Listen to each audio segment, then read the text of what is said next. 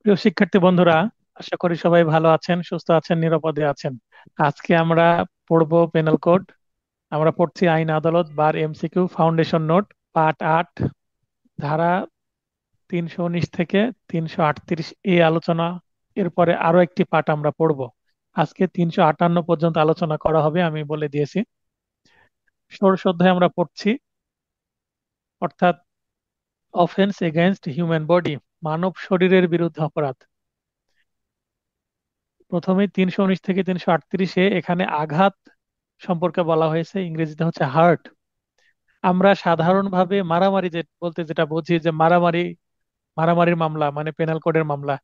তো মারামারি বলতে আমরা সাধারণ ভাষায় যেটা বুঝি সেটা আসলে পেনাল কোডের ভাষায় হচ্ছে আঘাত বা হার্ট। সেটা হতে পারে গ্রিভিয়াস হার্ট বা সিম্পল হার্ট, অর্থাৎ আঘাত এবং গুরুতর আঘাত। আর পেনাল কোডে মারামারি বলতে ঝগড়া করা, কিন্তু শরীরে যখন টাচ করা হবে তখন আর সেটা মারামারি থাকে না, সেটা হার্ট বা গ্রিভিয়াস হার্ট হয়ে যায়। এই জায়গাটুকু ক্লিয়ার হলেন কিনা বাসেদ ভাই? জি জি জি, বুঝতে পেরেছি। আচ্ছা, আমরা বলি না যে মারামারি করেছে, মামলা করতে আসছে। তো মারামারি বলতে কিন্তু এই যে আঘাত করা, বাঁশের লাঠি দিয়ে আঘাত করা, চাকু দিয়ে আঘাত করা, এগুলো হচ্ছে আঘাত। কিন্তু আমরা মারামারি বলি সাধারণ অর্থে, এমনি আমরা প্রচলিত অর্থে। পেনাল করে সেটাকে মারামারি বলছে না, মারামারির জন্য আলাদাই আমরা দেখলাম। তো 319 আঘাত বা জখমও বলা হয়।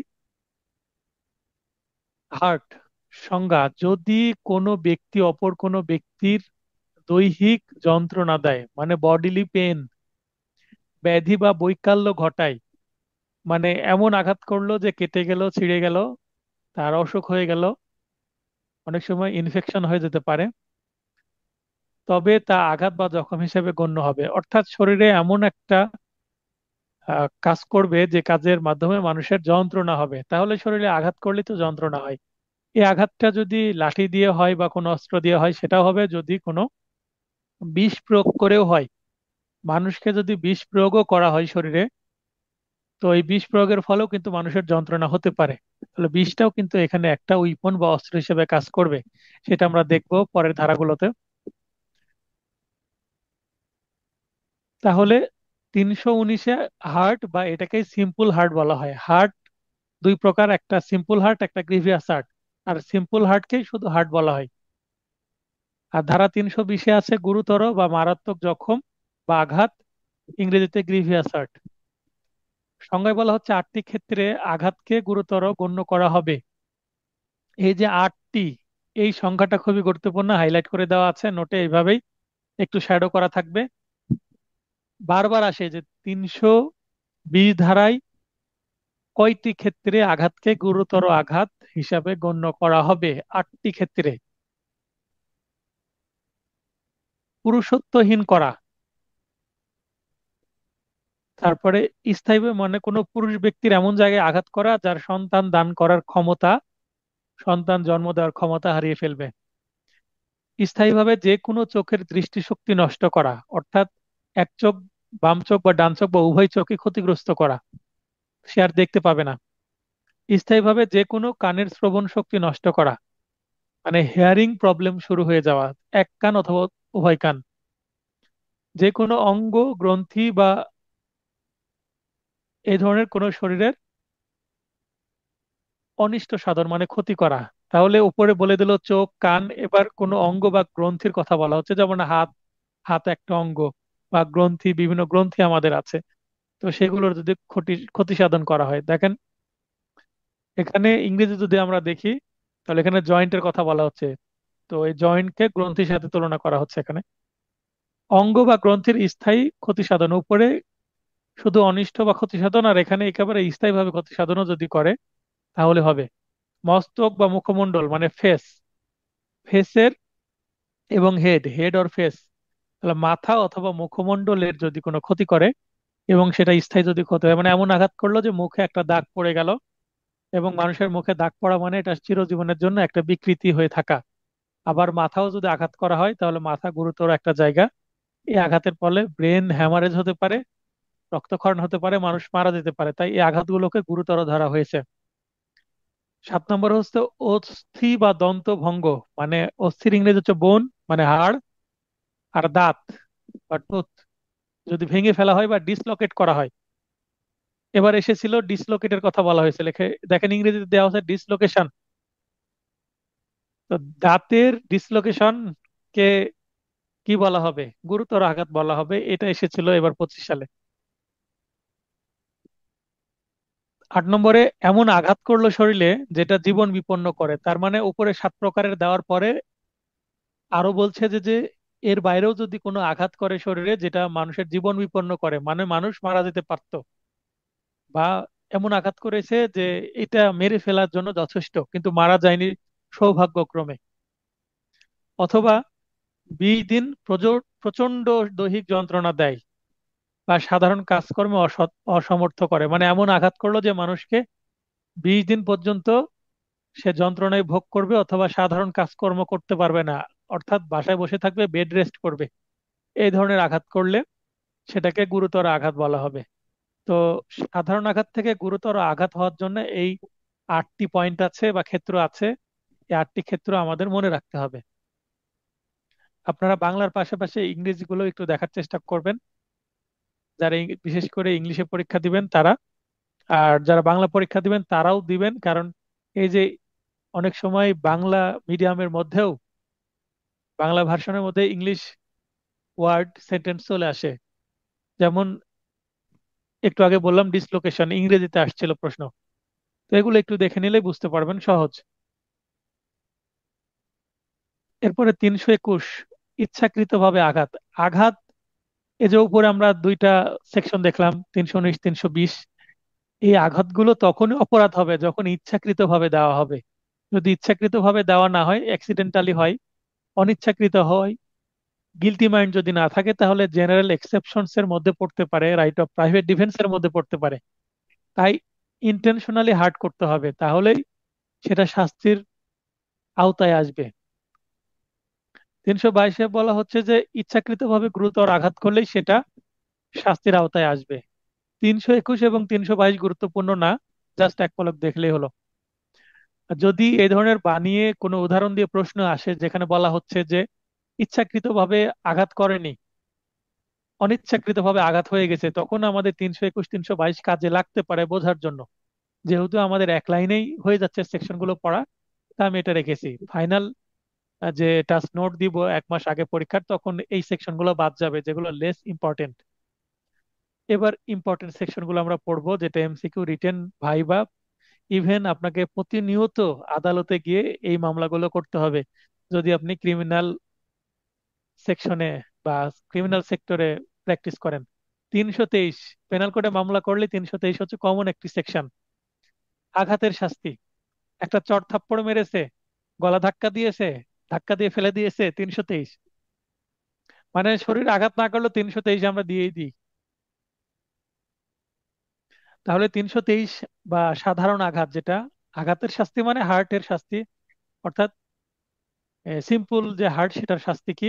1 বছর সশ্রম বা বিনাশ্রম কারাদণ্ড, সর্বোচ্চ 1000 টাকা অর্থদণ্ড, অথবা জেলও খাটতে হবে 1 বছর, সেই সাথে 1000 টাকা অর্থদণ্ড দিতে হবে, অর্থাৎ উভয় দণ্ড। 324, মারাত্মক অস্ত্র, বিষ। একটু আগে যেটা বললাম আমি, যে শুধু অস্ত্র না, বিষ দিয়েও যদি কাউকে মারার চেষ্টা করা হয়, কাউকে কারো ক্ষতি করার চেষ্টা করা হয়, অসুস্থ করার চেষ্টা করা হয়, তাহলে বিষটাকেও কিন্তু একটা অস্ত্র হিসাবে ধরা হবে। এসিড, এসিডও কিন্তু একটা অস্ত্র হিসেবে ধরা হবে, যদিও এসিড থ্রো নিয়ে আলাদা একটি আইন হয়ে গেছে। তো যদি এসিড দিয়ে কেউ কাউকে আঘাত করে, তাহলে এসিড থ্রোয়িং এর যে আইন আছে সেটাতে মামলা হবে। 324-এ আর মামলা হবে না। পশু দ্বারা আঘাতের শাস্তি, কারো পোষা কুকুর আছে, কুকুরকে আরেকজনের পিছনে লেলিয়ে দিল, কুকুর যে কামড় দিয়ে দিল, তাও এটা গুরুতর আঘাত হবে যদি গুরুতর আঘাত করে। তো পশুটাও একটা অস্ত্র হিসেবে কাজ করবে। অনূর্ধ্ব 3 বছর, 324, মানে মারাত্মক অস্ত্র দিয়ে যদি সাধারণ আঘাত করা হয়, তাহলে 3 বছর হয়ে যাবে। এখানে অর্থদণ্ডের পরিমাণ কিন্তু উল্লেখ নেই। আদালত তার ইচ্ছা মতো দিবেন, তার বিচারিক যে অভিজ্ঞতা সেখান থেকে দিবেন। 325 গুরুতর আঘাতের শাস্তি, তাহলে আমরা 323 324 এই দুইটা হচ্ছে সাধারণ আঘাতের ক্ষেত্রে শাস্তি 1 বছর এবং 3 বছর। 323-এ সাধারণ আঘাত কোনো গুরুতর অস্ত্র ছাড়া। 324 সাধারণ আঘাত গুরুতর অস্ত্রের মাধ্যমে বা বিষের মাধ্যমে বা পশুর মাধ্যমে বা এসিডের মাধ্যমে। 325 গুরুতর আঘাত এর শাস্তি সাধারণ অস্ত্র দ্বারা।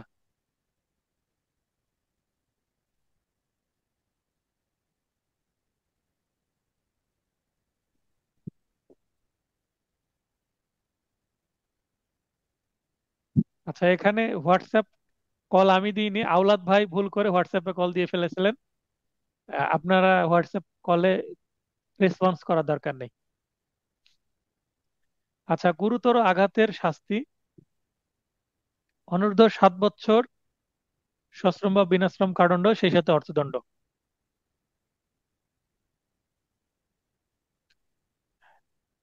এবং 326 মারাত্মক অস্ত্র দ্বারা গুরুতর আঘাতের শাস্তি: যাবজ্জীবন সশ্রম কারাদণ্ড। 326 হচ্ছে নন বেলেবল সেকশন, অর্থাৎ কোনো মামলায় যদি 326 থাকে সহজে জামিন হয় না।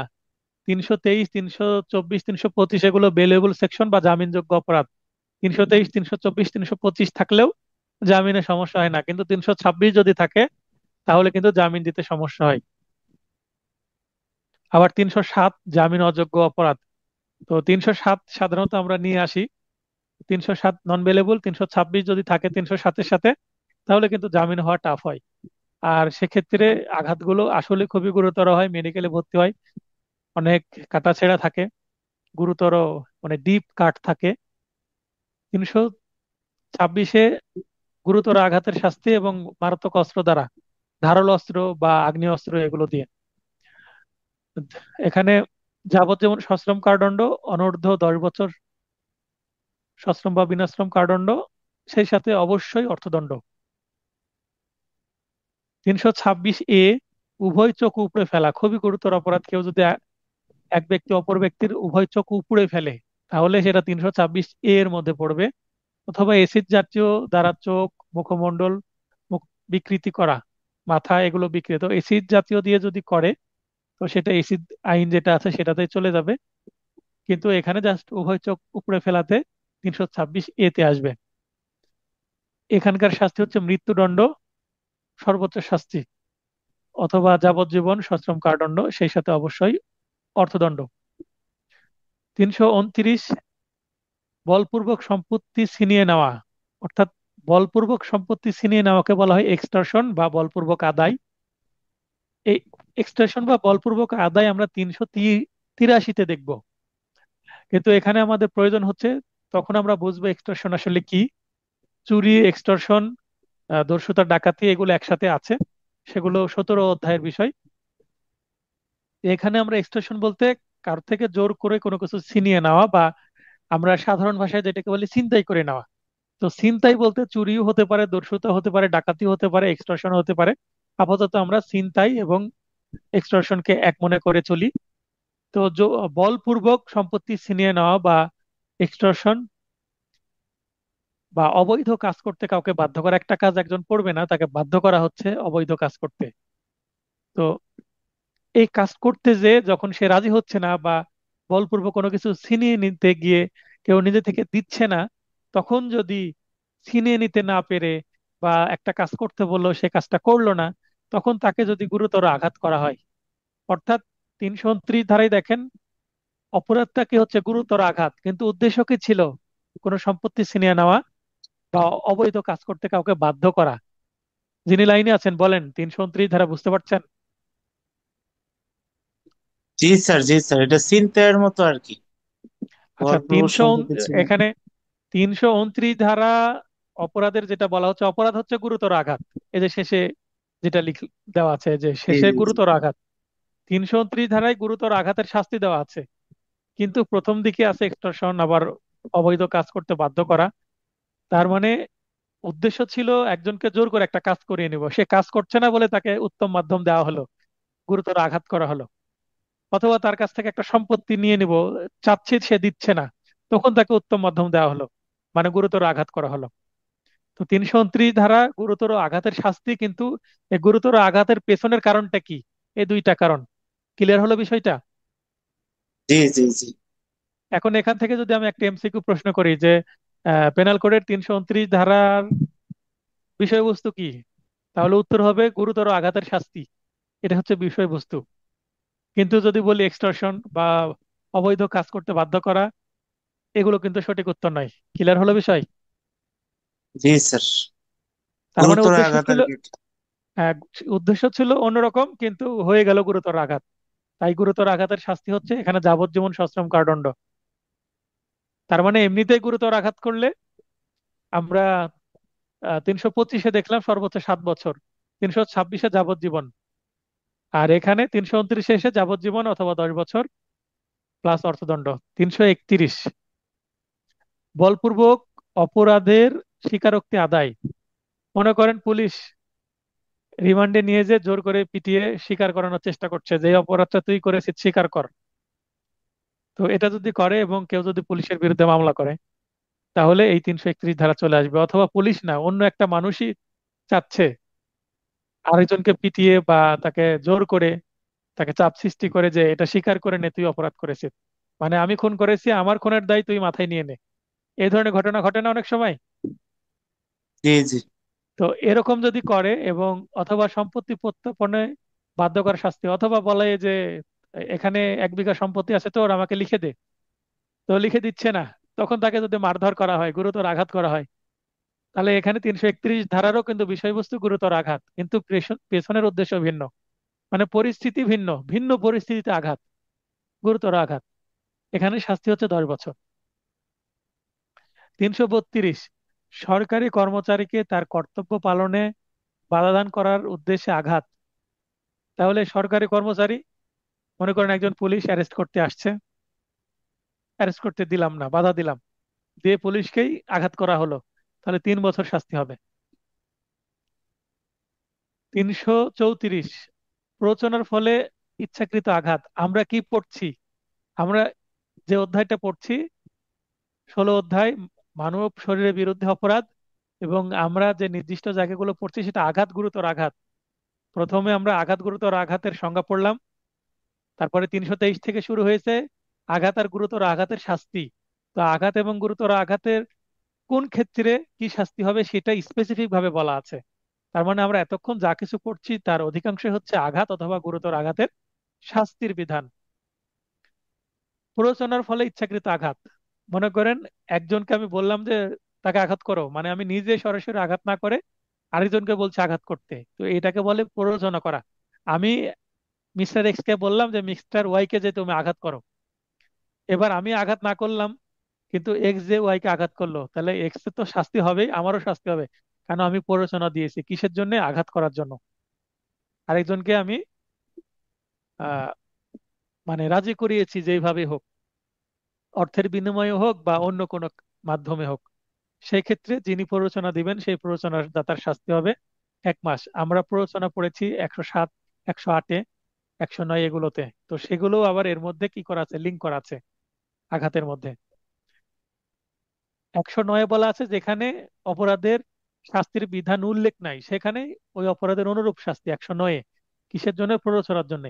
কিন্তু দেখেন 334-এ প্ররোচনার ফলে যদি আঘাত করা হয় সেই শাস্তির বিধান স্পষ্টভাবে উল্লেখ করা আছে, সেক্ষেত্রে এই শাস্তিটাই হবে, যেখানে উল্লেখ আছে সেখানে এটাই। আর যেখানে উল্লেখ নাই সেখানে 109 হবে বা 110 বা 111, সেগুলো চলে আসবে। 335 প্ররোচনার ফলে ইচ্ছাকৃতভাবে গুরুতর আঘাত। একটু আগে দেখলাম 34-এ শুধু আঘাত, এবার গুরুতর আঘাত। কেন? প্ররোচনা দিয়ে, অর্থাৎ সরাসরি আঘাত না দিয়ে ইনডিরেক্টলি কাউকে যদি আঘাত করানো হয়, মানে আমি মারলাম না, আমার পক্ষে আমার লোক দিয়ে আমি আঘাত করালাম, তাহলে এখানে গুরুতর করলে 4 বছর, আর শুধু আঘাত করলে 1 মাস। তাহলে কত গুণ বেড়ে গেল? 1 মাস, আর এখানে 4 বছর, মানে 48 মাস। 4 × 48, প্রায় 48 গুণ বেড়ে গেল। এখানে 500 টাকা, এখানে 2000 টাকা।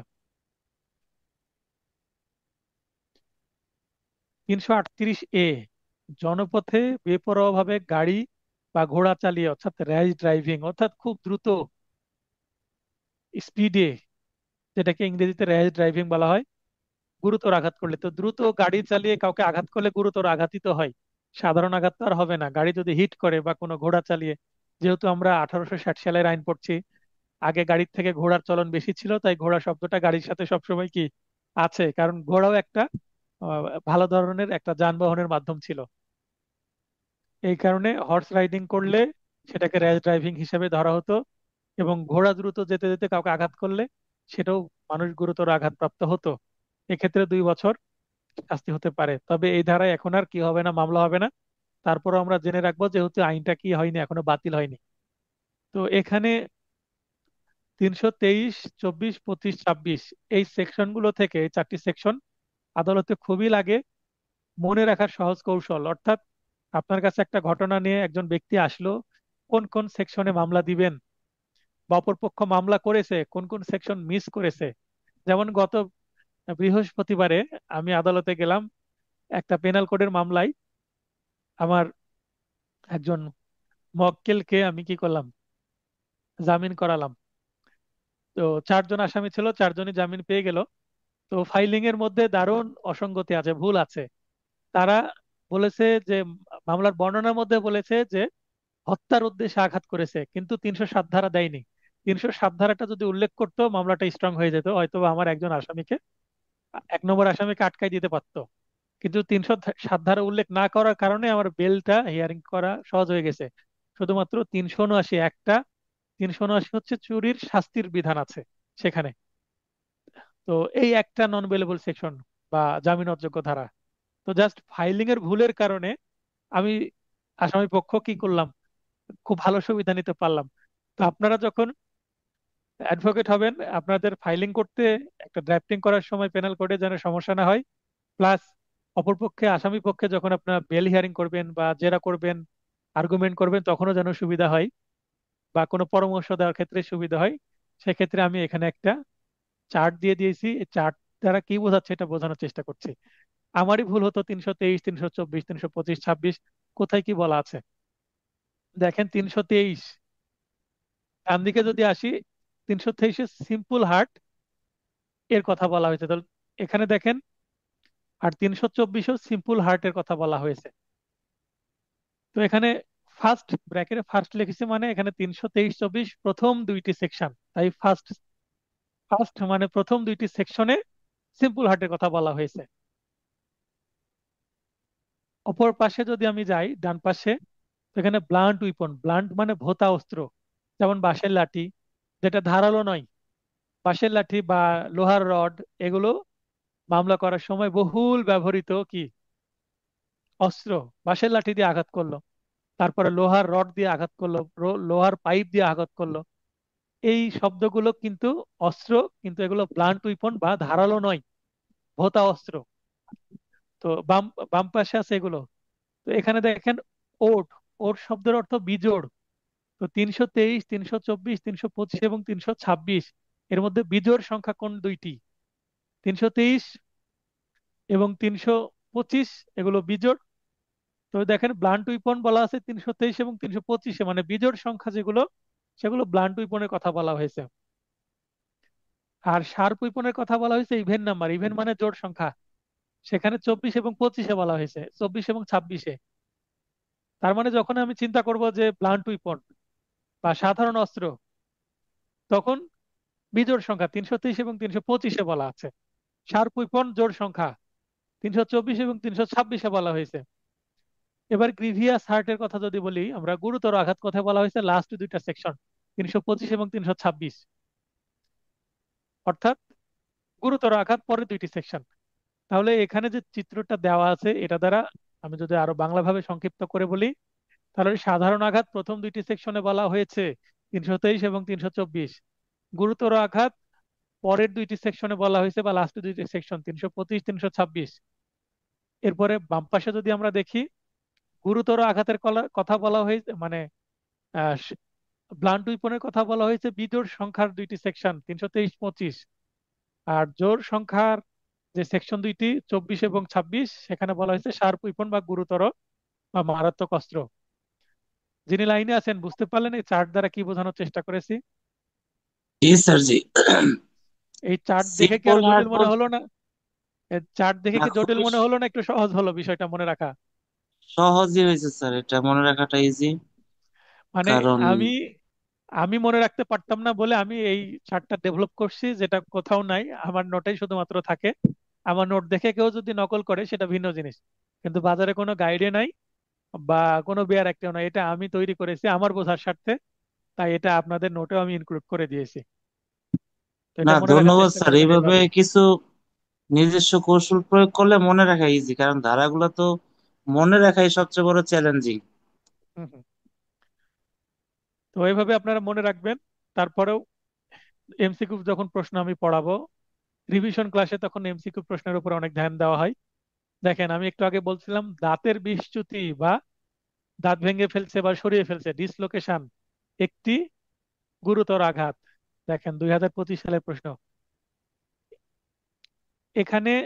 দেখেন আগে এই এই জায়গা থেকে, মানে পার্ট 8 ধারা 319 থেকে 338, এই জায়গা থেকে 319 থেকে কোনো প্রশ্ন আসেনি এ যাবৎ পর্যন্ত। 320 থেকে প্রশ্ন এসেছে। কি বলা হয়েছে? ক ঘুষি মেরে খ এর দাঁত ফেলে দেয়। তো দাঁত ফেলে দেওয়া মানে তো ডিসলোকেশন, সেটা জুডিশিয়ারি 15, বার কাউন্সিল 13-তে এসেছে। এটা মারাত্মক জখম, মারাত্মক জখম বা গুরুতর আঘাত একই কথা, আমি নোট পড়াতে গিয়ে দেখলাম। গ্রিভিয়াস হার্টে, তাই বাংলা করা হয়েছে মারাত্মক জখম, আর এবার করা হয়েছে গুরুতর আঘাত। আমার নোটে কিন্তু উভয় বাংলায় উল্লেখ করা আছে আপনাদের বোঝার স্বার্থে। যিনি লাইনে আছেন বুঝতে পেরেছেন বাসেদ ভাই?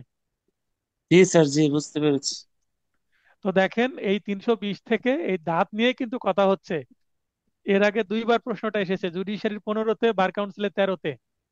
তখন অপশনে বলছে মারাত্মক জখম, এবার শব্দটা বলে দিয়েছে মারাত্মক জখম না বলে অপশনে দিচ্ছে গুরুতর আঘাত। শব্দ চেঞ্জ করে দিয়েছে। যদি ইংলিশ হতো গ্রিভিয়াস হার্ট, ইংলিশ একটা, কিন্তু বাংলার মধ্যে বাহারি শব্দ আছে, নানান শব্দ আছে, এগুলো আমাদের মনে রাখতে হবে। তো আমি যতগুলো শব্দ পাই দেখেন আমার 320 যে সেকশন, এই সেকশনের মধ্যে কিন্তু আমি উল্লেখ করে দিয়েছি। আমি আবারও চলে যাচ্ছি, দেখেন গুরুতর বা মারাত্মক আঘাত বা জখম। তাহলে এটা দ্বারা কি বোঝাচ্ছি? গুরুতর আঘাত বা মারাত্মক আঘাত, মারাত্মক গুরুতর জখম বা মারাত্মক জখম, তাই না? এখানে কিন্তু চারটা শব্দ আছে, গুরুতর বা মারাত্মক, আঘাত বা জখম। তার মানে গুরুতর আঘাত অথবা গুরুতর জখম, অথবা মারাত্মক আঘাত বা মারাত্মক জখম, চারটা শব্দ কিন্তু এর মধ্যে আছে, আছে না? বুঝতে পেরেছেন বাসেদ ভাই? জি জি জি জি স্যার। তো দেখেন এই কারণে আপনাদের বুঝতে সুবিধা হয়েছে। এবার আমি এই যে 25 সালের যে প্রশ্নগুলো, আমার নোটটা তৈরি করতে দেরি হওয়ার কারণ হচ্ছে কয়েকটি কারণ, তার মধ্যে একটু অসুস্থ ছিলাম এটাও। আর এই যে যেগুলো বাজারে গাইড আছে, অধিকাংশ গাইড দেখবেন যে এই 2025 সালের বার কাউন্সিলের প্রশ্ন হয়তো বা সাপ্লিমেন্টারি আকারে শেষের দিকে দিয়ে দিয়েছে বা প্রথম দিকে দিয়ে দিয়েছে, যে 25 সালের এই প্রশ্নগুলো দেওয়া আছে। কিন্তু আমার নোটে এই স্টাইলে আমি প্রশ্ন সেট করি না। দেখেন আমরা একটু আগেই পড়লাম 319-20, এবং তার আন্ডারেই এই সেকশনগুলো থেকে, এই 10-12টা সেকশন পড়লাম, এই সেকশনগুলো থেকে বিগত সালে বার কাউন্সিল এবং জুডিশিয়ারি পরীক্ষার এমসিকিউ প্রশ্ন কি কি এসেছে সেটা আপনাকে সঙ্গে সঙ্গে দিয়ে দিচ্ছি এবং আমি সাজিয়ে দিচ্ছি। তো দেখেন 2025 সালের প্রশ্ন 320 ধারার আন্ডারে আপনি এখানে সিরিয়ালি পেয়ে যাচ্ছেন এবং দেখতে পাচ্ছেন আপনি 320, 320, 320, তার মানে 320 থেকে এ যাবৎ কি ধরনের প্রশ্ন এসেছে এবং এরপরে আরো কি ধরনের প্রশ্ন আসতে পারে আপনি কিন্তু ধারণা করে ফেলতে পারবেন। তো এই যে খুঁজে খুঁজে প্রশ্ন বের করা, এটা কোন সেকশন থেকে এসেছে এবং এটা কত নম্বর পেজে সেট হবে, এগুলো কিন্তু সময় সাপেক্ষ বিষয়, তাই নয় কি? এই কারণে জি সময় স্যার, লাগছে, অবশ্যই। কিন্তু কিন্তু আপনাদের জন্য উপকার হবে, কারণ আপনারা এই সপ্তাহে নোট পেয়ে গেলে দেখবেন যে আপনাদের খুঁজে বের করতে হবে না যে এই প্রশ্নটা কোথা থেকে আসছে কিভাবে আসছে, আপনার সিরিয়ালেই পাবেন। এবং আমার নোট সিরিয়ালে থাকার কারণে সহজে মনে রাখা সুবিধা হবে এবং পড়তে পছন্দ করে। আমার নোটের কেউ এ যাবৎ কি করেনি, দুর্নাম করেনি, সবাই পছন্দ করেছে যারা যারা নিয়েছে। এবং ভিডিও যারা দেখেন তারা দেখবেন যে নোটটা খুব সিরিয়ালি আমি রাখার চেষ্টা করি যেন পড়তে সুবিধা হয়। দেখেন এখানে আবার দণ্ডবিধি অনুসারে কোনটি গুরুতর আঘাত, এখানে খ দাঁত ফেলে দেওয়া বা দাঁত ভেঙে ফেলা, এই দাঁত নিয়ে খালি প্রশ্ন আসছে, অন্য কোনো জায়গা থেকে প্রশ্ন আসে না। আবার দেখেন পেনাল কোডে কত প্রকারের আঘাতকে গুরুতর আঘাত হিসেবে চিহ্নিত করা হয়েছে? বার কাউন্সিল 12 এবং 20। তাহলে এটা 8 প্রকার। এই 8 সংখ্যাটাকে আমি হাইলাইট করে দিয়েছিলাম, তাহলে 8 সংখ্যাটা মনে রাখতে হবে। এই হলো 320 থেকে প্রশ্ন। নেক্সট 320 থেকে 320-এ যে আমি 8 প্রকারের ক্ষেত্র দেখালাম, এই দাঁত নিয়ে বারবার প্রশ্ন আসছে। দাঁত বাদে চোখ নিয়ে প্রশ্ন আসতে পারে, নাক নিয়ে প্রশ্ন আসতে পারে। কেউ কাউকে ঘুষি মেরে তার নাকটাকে কি করলো, ভেঙে দিল। নাকের হাড় তো তরুণাস্থি বলে বা নরম হাড়, এক ঘুষিতে নাক নাক ভেঙে যেতে পারে। নাক ভেঙে নিয়ে প্রশ্ন আসতে পারে নেক্সট আপনাদের। পারে না আসতে ভাই? জি, অবশ্যই আসতে পারে। এ দেখেন এখানে নাক নিয়ে প্রশ্ন আসছে। এক্স ওয়াই কে নাকে ঘুষি মেরে নাক ভেঙে দেয়। এখন বলা হচ্ছে যে দ্য পেনাল কোড 1860-এর কোন ধারায় এক্স অপরাধ করেছে। এবার কোন ধারে অপরাধ করেছে, তার মানে এখানে 320 ধারা কিন্তু সংজ্ঞা দেওয়া আছে। এখানে 320 ধারা কিন্তু সেকশনেই নাই, তাহলে এখানে 325 হবে। 325 কেন হবে? দেখেন 325 কেন হবে, নাক ভেঙে দাও কিন্তু গুরুতর আঘাত, কিন্তু ঘুষি মারলে এখানে কোনো মারাত্মক অস্ত্র আছে কি? না, মারাত্মক অস্ত্র তো নাই এখানে। মারাত্মক অস্ত্র নাই, তার মানে এখানে মারাত্মক অস্ত্র নাই। তার মানে কি, ব্লান্ট উইপন। আমার হাতটা কি একটা, যখন আমি ঘুষি তুলবো, তো এই ঘুষিটা কিন্তু একটা সাধারণ অস্ত্র, তাই না? এটা কিন্তু একটা অস্ত্র, সাধারণ অস্ত্র। মানে এখানে ব্লান্ট উইপন, কারণ এখানে কোনো ধারালো কোনো কিছু নাই। আর এটা হচ্ছে গুরুতর, তো হলো এখানে ব্লান্ট এবং গ্রিভিয়াস। একটু আগে আমি যে চার্ট চার্ট পড়লাম, দেখেন ব্লান্ট, তার মানে এ ব্লান্ট দেখাচ্ছে কোথায়, 325-এর দিকে। গ্রিভিয়াস 325। তার মানে এই চারটা যদি আপনি মনে রাখেন, তাহলে আপনি সহজেই কিন্তু এটা বলতে পারবেন। কারণ ব্লান্ট উইপন, আমার হাতের ঘুষি হচ্ছে একটা ব্লান্ট উইপন, যেটা ওড বা বিজোড় সংখ্যাকে চিহ্নিত করে। তাহলে 323 এবং 325-এ ব্লান্ট উইপনের কথা বলা হয়েছে। আবার এই পাশে বলছে গ্রিভিয়াস আর্ট, তো মানে ঘুষি মেরে, তাহলে এখানে ব্লান্ট উইপন, গ্রিভিয়াস আর্ট মানে গুরুতর আঘাত। তাহলে এই দুইটাকে যদি আমি চিহ্ন করি এভাবে, তাহলে 325-ই হয় না? তাহলে এই যে চার্ট, এই চার্টটা কিভাবে কাজে লাগবে এবার বুঝতে পারলেন আরো ভালোভাবে, আসাদ ভাই? জি স্যার, জি, বুঝতে পেরেছি। তাহলে এই প্রশ্নে 325 চিহ্ন করার জন্য কিন্তু ওই চারটা আপনার কাজে লাগবে ভালোভাবে। তো এইভাবে আরো প্রশ্ন আসতে পারে ঘুরিয়ে ফিরে, যে গুরুতর মারাত্মক অস্ত্র দিয়ে সাধারণ আঘাত করলো তখন 324 হয়ে যাবে, মারাত্মক অস্ত্র দিয়ে মারাত্মক আঘাত করলো তাহলে 326 হয়ে যাবে। এখন আমার মুখস্থ হয়ে গেছে, কারণ আমি বারবার এগুলো আদালতে প্র্যাকটিস করছি বলে মুখস্থ হয়ে গেছে। তো আমরা চলে যাই পরের আলোচনায়। পার্ট 9, ধারা 339 থেকে 358। এটা ষোড়শ অধ্যায় থেকে, মানে শরীরের বিরুদ্ধে অপরাধ। 339, অবৈধ বাধা, রংফুল রেস্টেন করা মানে কাউকে আটকে দেওয়া বা বাধা দান করা। এখানে অবৈধ বাধা লেখা আছে, তাহলে এখানে অবৈধ না লিখে এখানে অবৈধ শব্দের পরিবর্তে অপরাধমূলক বাধা শব্দটা আসতে পারে। ইংরেজি হচ্ছে রংফুল। আর এখানে ইংরেজি যে শব্দগুলো আছে এর মধ্যে জাস্ট ভলুন্টারি অবস্ট্রাগল, অবস্ট্রাগল মানেও কিন্তু বাধা দেওয়া। তো অবস্ট্রাগলের সাথে রেস্টেনের একটা কানেকশন আছে, এতটুকু মনে করলেই হবে। আর এটা আমি সংজ্ঞা বোঝানোর জন্য যেটা বলেছি, উন্মুক্ত স্থানে চলাচলের অধিকারের প্রতিবন্ধকতা সৃষ্টি করা। আমাদের বাংলাদেশের যে সংবিধান আছে 36 নং অনুচ্ছেদের লঙ্ঘন। 36 নং অনুচ্ছেদে কি বলা আছে এটা কিন্তু আমি যুক্ত করেছি। 36 নং অনুচ্ছেদে বলা হয়েছে যে মানুষের চলাফেরা করার অধিকার আছে। তো চলাফেরা করার অধিকারটাকে কেউ যদি লঙ্ঘন করে, তাহলে সেইটা এই 339 ধারার অপরাধ হবে। এটা সংজ্ঞার মধ্যে পড়বে। শাস্তি আছে অন্য ধারার, কিন্তু সংজ্ঞার ধারা এটা। উন্মুক্ত স্থান কেন? আচ্ছা, তাহলে আমরা একটু আগে শেষ করলাম আঘাত সংক্রান্ত ধারাগুলো, 319 থেকে 338 পর্যন্ত। এবার আমরা 339 থেকে শুরু করেছি বাধা দেওয়ার। তো বলছিলাম উন্মুক্ত স্থানে চলাচল, উন্মুক্ত স্থান বলতে রাস্তাঘাটে চলাচল। তো রাস্তাঘাটে তো চলাচলের সবার অধিকার থাকবে, কিন্তু কেউ যদি রাস্তার পরিবর্তে আমার বাসার ভেতর দিয়ে চলাচলের চেষ্টা করে, তাহলে কি আমি চলাচল করতে দিব? না, না, এটা তো দেওয়া যাবে না। তো এই মানে কারো বাসার ভিতর দিয়ে চলাচলের তো সবার অধিকার নাই। কিংবা মনে করেন যে আপনার একটা ফসলি জমি আছে, আপনি ধান লাগিয়েছেন, তো এই ধানের জমির বা ক্ষেতের ভেতর দিয়ে চলাচল করতে গিয়ে আপনার ধান নষ্ট করে ফেলছে, তো আপনি এটা চলাচলে বাধা সৃষ্টি করবেন তো নিশ্চয়ই, তাই না? অবশ্যই। তাহলে এইটা তখন আর এই ধারার অপরাধ হবে না। কারণ যেখানে যার চলার অধিকার আছে, সেই চলার অধিকারে যদি বাধা সৃষ্টি করি তাহলে সেটা এই ধারার অপরাধ হবে। আর চলার অধিকার নাই, সে যদি চলাচল করে, তাহলে তার আরেকটা অপরাধ হয়ে যাবে, অনধিকার প্রবেশ হয়ে যাবে। সেটা আমরা ভিন্ন সেকশন, সেটা আমরা দেখব পরবর্তীতে। তার মানে রাস্তাঘাটে চলার সবার অধিকার আছে, সেই রাস্তায় বা উন্মুক্ত স্থানে চলাফেরা করতে আমি কাউকে যদি বাধা সৃষ্টি করি, তাহলে সেটা অবৈধ বাধা হিসেবে গণ্য হবে। এর ব্যতিক্রম বা এক্সেপশন আছে, সেটা হচ্ছে গুড ফেথ। শব্দটা মনে রাখবেন, মানে সরল বিশ্বাসে প্রতিবন্ধকতা সৃষ্টির আইনানুগ অধিকার আছে মর্মে সরল বিশ্বাসে বেসরকারি কোনো স্থল বা জলপথে বাধা সৃষ্টি করলে এ ধারার অপরাধ হবে না। মনে করেন যে আমি মনে করছি এটা আমার জমি, কিন্তু আসলে এটা আমার জমি না। আমি ভুল মনে করে একজন ব্যক্তি তার জমিতে চলাফেরা করছে, আমি তাকে বাধা দিলাম, বলছি আপনি কেন আমার জমিতে চলাফেরা করছেন?" তার মানে একটা যদি ভুল বোঝাবুঝি হয়, যেখানে চলাফেরার অধিকার নাই মনে করছি আমি, আসলে তার চলাফেরার অধিকার আছে, এরকম যদি মিস আন্ডারস্ট্যান্ডিং হয় এবং সেটা যদি সরল বিশ্বাসী হয়, উইথ গুড ফেথ হয়, তাহলে সেইটা আবার কি হবে না, এ ধারার অপরাধ হবে না। একটা ইলাস্ট্রেশন বা উদাহরণ আছে, ইলাস্ট্রেশনের বাংলা হচ্ছে উদাহরণ। দেখেন, not believing in good faith এই শব্দটা আছে ইংরেজিতে, বাংলা করি প্রতিবন্ধকতা সৃষ্টির অধিকার আছে মর্মে সরল বিশ্বাস ব্যতীত, মানে সরল বিশ্বাস নাই, এ জেড এর চলাচলের অধিকার আছে এমন পথে প্রতিবন্ধকতা সৃষ্টি করে, তাহলে এ অবৈধভাবে জেড কে বাধা দান করলো, তার মানে এ ধারার অপরাধ হবে।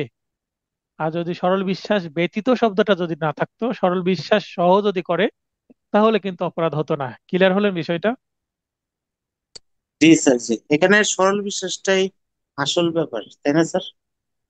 এখানে সরল বিশ্বাসটা একটা ব্যাপার, এটা আসল ব্যাপার না। আসল ব্যাপার হচ্ছে কাউকে বাধা দেওয়া, এবং এই বাধা দিতে গিয়ে আমি সরল বিশ্বাসে দিলাম না ইচ্ছাকৃত ভাবে দিলাম। এই সরল বিশ্বাসের বিপরীত হচ্ছে গিলটি মাইন্ড। সরল বিশ্বাসের বিপরীত কি? গিলটি মাইন্ড গিলটি মানে মাইন্ড মানে অপরাধী দুষ্টু মন মন। আর কি। অপরাধী মন বা দুষ্টু মন। তো আমার যদি দুষ্টু মন থাকে, তাহলে সরল বিশ্বাস তো নিশ্চয়ই থাকবে না। কারণ জি যারা অবশ্যই। সরল মানুষ, যারা সরল মানুষ তাদের মনের মধ্যে কিন্তু দুষ্টু বুদ্ধি থাকে না। তার এই সরল বিশ্বাসে হ্যাঁ। যদি কোনো কিছু করা হয়, ভুল ক্রমে হয়ে যায়, সেক্ষেত্রে দুষ্টু মন থাকে না। দুষ্টু মন কিন্তু সে চালাকি করে অনেক কলা কৌশলে কোনো কার্য উদ্ধার করার চেষ্টা করে। তো এখানে আমরা গিলটি মাইন্ডটা যখন মাথায় রাখবো, তখন ইন্টেনশন শব্দটা আসবে, মোটিভ শব্দটা আসবে। এগুলো বুঝতে হবে যে সে আসলে কমন সেন্স দিয়ে আমরা চিন্তা করব যে সে আসলে এখানে কি করলো। দেখেন যে সরল বিশ্বাস ব্যতীত, তার মানে সরল বিশ্বাস ব্যতীত মানে ইচ্ছাকৃত ভাবে, তার মানে ইন্টেনশনালি বা অভিপ্রায় অভিপ্রায় সহ, তার মানে তার ভিতরে গিলটি মাইন্ড আছে। যদিও গিলটি মাইন্ডের কথা উল্লেখ করেনি, তার মানে এখানে ধরে নিচ্ছে আমরা গিলটি মাইন্ড আছে, তাই তো সরল বিশ্বাস নাই। না হলে কেন অন্যের চলাফেরার পথে মানুষ বাধা সৃষ্টি করবে? তাই নয় কি? জি অবশ্যই। তাহলে গিলটি মাইন্ড যদি না থাকে, তাহলে তো জেনারেল এক্সেপশন অর্থাৎ 76 থেকে 106 ধারার মধ্যে চলে যাবে, সরল বিশ্বাস তখন চলে আসবে। গিলটি মাইন্ড না থাকলে তো অপরাধী হবে না, সেটা আমি আগে ক্লিয়ার করে দিয়েছি আগের সেকশন গুলোতে। তো প্রতিটা অপরাধ যখন আমরা নতুন অপরাধ পড়বো, এর মধ্যে গিলটি মাইন্ড খোঁজার চেষ্টা করবেন। তো এখানে গিলটি মাইন্ডের কথা উল্লেখ না থাকলেও এই ঘটনা দেখে, উদাহরণ দেখে বোঝা যাচ্ছে হ্যাঁ এই লোকের ভিতরে গিলটি মাইন্ড আছে, তার মানে এই অপরাধ করেছে এখানে। এরপরে আরেকটা অপরাধ 340, অবৈধ অবরোধ বা আটক। অবরোধ বা আটক একই জিনিস। ইংরেজিতে হচ্ছে কনফাইনমেন্ট, মানে আটকে রাখা কাউকে, আবদ্ধ স্থানে আটকে রাখা। এর আগে হচ্ছে উন্মুক্ত স্থান বললাম, এবার আবদ্ধ স্থান। আবদ্ধ স্থান কি হতে পারে? ঘর হতে পারে, দোকানপাট হতে পারে যেটা চার দেওয়ালের মাঝে, তিন দেওয়ালে হতে পারে, গোলাকার গোলাকার কোনো তাঁবু হতে পারে, কোনো প্লেন হতে পারে, কোনো কার হতে পারে। তার মানে উন্মুক্ত নয়, ওপেন না। এই ধরনের কোনো যদি জায়গা হয়, এই ধরনের জায়গায় কাউকে তার আটকে মানে রাখলে স্যার সেটা। অনেকটা বলেন। আয়নাঘর, তাই তো? আয়নাঘর তো অনেক বড় একটা আবদ্ধ স্থান। একটা সাধারণ আবদ্ধ স্থান হলেও সেটা কাউকে আটকে রাখলে মানে সে উন্মুক্ত জায়গায় যদি চলাচলের করতে না দিই, তাহলে হয়তোবা সামনে তাকে দাঁড়াচ্ছি, তাকে সামনে আগাতে দিচ্ছে না। আর কোনো জায়গায় আটকে রাখা মানে চারিদিকে দেওয়াল আছে, সেখানে নেজে তাকে আটকে রাখলাম, অথবা তাকে বেঁধে রাখলাম কোনো জায়গায়। উন্মুক্ত জায়গায় বেঁধে রাখলেও সেটা আটকে রাখা বলা হবে না, সেটা আটক হবে, সরি, অবৈধ বাধা হবে। কিন্তু যখন আমি আবদ্ধ জায়গায় কাউকে রাখবো, তখনই সেটাই 340 ধারায় আটক বা অবরোধ হবে। যেমন কিডন্যাপ করে নিয়ে যে কাউকে আটকে রাখা হয়, বা কাউকে গৃহবন্দী করে রাখা হয়, এই টাইপের। উদাহরণ দেখেন, এ জেড কে একটি ঘরে যেতে বাধ্য করতো। বাধ্য করতো মানে বাধ্য করার পর, তার মানে এ জেড কে যেভাবে হোক বাধ্য করলো, হয়তো বা অস্ত্রের মুখে, অথবা ধাক্কা দিয়ে, বা তাকে ব্ল্যাকমেল করে, বা প্রেসার সৃষ্টি করে, যেইভাবে হোক না কেন, জাস্ট বাধ্য করতো। বাধ্য দ্বারা, বাধ্য করার উপায়টা উল্লেখ করা নাই, কিন্তু বাধ্য করেছে। এবার জেড চলে গেল সেই ঘরে, সেখানে তালাবদ্ধ করে রাখে। তার মানে জেড ঘরে চলে গেল, বাইরে থেকে এ তালা দিয়ে রাখলো, যেন জেড কোনো দিকে যেতে না পারে। তালা দিয়ে রাখলে তো সে বের হতে পারবে না। বের হতে পারবে না, সে আটকে গেল। তার মানে 340 ধারার অবরোধ, আটক বা অবৈধ, অবরোধ বা অবৈধ আটকের অপরাধ হলো রংফুল কনফাইনমেন্ট হলো। তাহলে এ অবৈধভাবে জেডকে অবরোধ করলো। এই হচ্ছে উদাহরণ। পেনাল কোডে এই ধরনের উদাহরণ দিয়ে কিন্তু এমসিকিউ প্রশ্ন আসে, বিশেষ করে রিটেনে প্রশ্ন বেশি আসে, যেটাকে আবার বলা হয় প্রবলেমেটিক প্রশ্ন বা ফ্যাক্ট বেস কোশ্চিন বা সমস্যামূলক প্রশ্ন। রিটেনে পাশ করার একটা মোক্ষম জায়গায় হচ্ছে এই প্রবলেমেটিক প্রশ্ন। প্রবলেমেটিক প্রশ্ন থেকে সবচেয়ে বেশি নম্বর পাওয়া সম্ভব। প্রবলেমেটিক প্রশ্ন থেকে 40, 35, 40 নম্বর কমন চলে আসে। আমি এবার, যারা রিটেন পরীক্ষা দিয়েছে এই 28 জুনে, আমার যে ফাইনাল টেস্ট নোট ছিল সেখানে এত প্রবলেমেটিক প্রশ্ন আলোচনা করেছি যে আমার স্টুডেন্টরা 35 নম্বরের প্রবলেমেটিক প্রশ্ন কমন পেয়ে গেছে। আপনাদের পাস কততে বলেন তো রিটেনে? 50 না স্যার? 50-এ পাস। আর আমার একটা ছোট নোট থেকে 35 নম্বরের শুধু প্রবলেমেটিক প্রশ্ন কমন দিয়েছি। এবং উল্লেখ করি, প্রবলেমেটিক প্রশ্ন যদি 3-এর মধ্যে আসে, 5-এর মধ্যে আসে, তো এই মানে 100% ম্যাথের মতো নম্বর দেওয়া হয়, 5-এ 5ই দেওয়া হয়। তার মানে প্রবলেমেটিক প্রশ্নে যদি আমার স্টুডেন্টরা 30-এর উপরে নম্বর পায়, তাহলে আর পাস হতে সমস্যা হবে? না। তো আপনাদের এই জায়গায় প্রবলেমেটিক প্রশ্নের কথা কেন মনে করে দিচ্ছি, এই যে উদাহরণগুলো আছে, এই উদাহরণগুলো ভালোভাবে যদি বুঝতে পারেন, তাহলে এটা কোন অপরাধ, কোন ধারা, এগুলো একটু মনে রাখতে পারলে আপনার রিটেনের জন্য এগিয়ে থাকবেন। বিশেষ করে পেনাল কোডে প্রবলেমেটিক প্রশ্ন ধরার জন্য পেনাল কোডে দেখবেন প্রচুর উদাহরণ সেট করা আছে আমার। ইংলিশটাও দিয়ে দিয়েছি, এবং সাথে সাথে আমার নিজের ভাষায় বাংলাটাও দিয়েছি, যেন আপনি ধরতে পারেন। আর অন্যান্য সাবজেক্টে এত উদাহরণ দেইনি, আসলে পেনাল কোডে উদাহরণের সংখ্যাই বেশি। আরেকটি প্রশ্ন, একটি ভবনের বহির্ভাগে আগ্নেয়াস্ত্রধারী লোক মোতায়েন পূর্বক, তার মানে একটা বিল্ডিং, বিল্ডিং এর বাইরে বন্দুক সহ লোক দাঁড়িয়ে দিয়েছি, 2-4টা। বিল্ডিং এর ভেতরে একজন ব্যক্তি আছে, জেড আছে ভেতরে। এবার জেডকে বের হতে দিচ্ছে না, বলছি তুমি যদি বের হও তাহলে এই যে গুলি করে মেরে ফেলবে আমার লোক। তাহলে কোনো কাজ করে নিব বলে হয়তো বা এই ধরনের কাজ করা হচ্ছে। তো এটা করলেও কি হবে? যদিও তালাবদ্ধ করে রাখা হয়নি, কিন্তু তালাতে, তালা, আগের উদাহরণে তালা বদ্ধ করে রাখলে মানুষ বের হতে পারবে না, কারণ দরজা আটকানো। আর এবার দরজা খোলা আছে ঠিকই, কিন্তু দরজার বাইরে তালার থেকে বড় কিছু আছে, অস্ত্রধারী লোকজন। তাহলে বের হলে কিন্তু গুলি করতে পারে। এই কারণে এটাও কি এই ধারার অপরাধ হবে। তাহলে এ জেড কে বলল যে যদি সে ভবনটি ত্যাগের চেষ্টা করে তবে তাকে গুলি করা হবে, তাহলে কি আর বের হবে সে? প্রাণ ভয় আছে না জেডের? না। তাহলে, তাহলে এই কাজের মাধ্যমে এ কি করলো, জেডকে অবরোধ করলো। ক্লিয়ার হলো উদাহরণ দুইটা? জি স্যার। এখন ওপরে কিন্তু উদাহরণ দেওয়া আছে যে চলার পথে প্রতিবন্ধকতা সৃষ্টি করলো। এখানে কিন্তু ঘরের মধ্যে আবদ্ধ করলে এরকম কোনো কিছু বলা নাই, তো এখানে খোলা মাঠের মধ্যে হতে পারে বা রাস্তায় হতে পারে। আমরা তাহলে 339, 340 দুইটা অপরাধের সংজ্ঞা পড়লাম, বুঝলাম, কনসেপ্ট ক্লিয়ার হলো যে এইটা করলে, এই কাজটা করলে এই অপরাধ হবে। এরপরে সাজার বিধানগুলো দেখবো। পেনাল কোডে অ্যাকচুয়ালি অপরাধের সংজ্ঞা এবং সাজার বিধান দেওয়া আছে, এটাই পেনাল কোড। 341 অবৈধ বাধা দানের শাস্তি আছে, 1 মাস, এবং এটা অবশ্যই বিনাশ্রম হবে, সশ্রম দেওয়ার সুযোগ নাই। এবং সর্বোচ্চ 500 টাকা অর্থদণ্ড অথবা অভয়দণ্ড। 342 অবৈধ অবরোধের শাস্তি 1 বছর, সশ্রম বা বিনাশ্রম, 1,000 টাকা অর্থদণ্ড অথবা অভয়দণ্ড। 343 3 দিন বা ততোধিক ব্যাপী অবরোধের শাস্তি, 3 দিন অথবা 4, 5, 6, 7, 8, 9 দিন, মানে সর্বোচ্চ দিন, এরকম যদি হয় তাহলে 3 দিন বা তার থেকে বেশি পর্যন্ত, 3 থেকে 9 দিন যদি কাউকে আটকে রাখে তাহলে 2 বছর। আর 344-এ বলছে 10 দিন বা তার বেশি, 10, 11, 12 এভাবে আনলিমিটেড দিন পর্যন্ত কাউকে যদি অবরোধ করে রাখা হয়, যেমন আয়না ঘরে অবরোধ করে রাখা হয়েছিল, তেমন হলে 3 বছর শাস্তি জাস্ট অবরোধ করার জন্য।